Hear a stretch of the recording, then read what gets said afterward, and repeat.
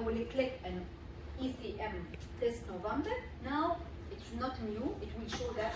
So once I'm logged in, I have this homepage and it's very useful. How we can check, this is 3 type of chart. معين. فأنا حاليا بالريديبلويمنت الCEO.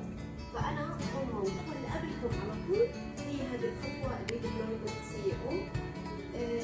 Action required إنه assess transfer advice. يعني this is now your step.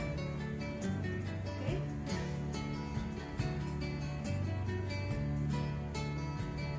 هون نبدأ نشوف. في عندكم Then check now. This is the to download information. Same way is written here today. So today I have 1 work item. I received today 1 work item.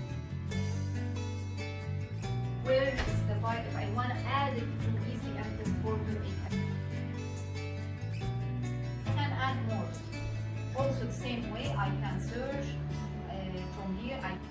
You name it. Then try to search some search. I have to select. I don't want to recall from all the users. I want to recall from 1 user. So I can select that user, okay, and recall. Yes.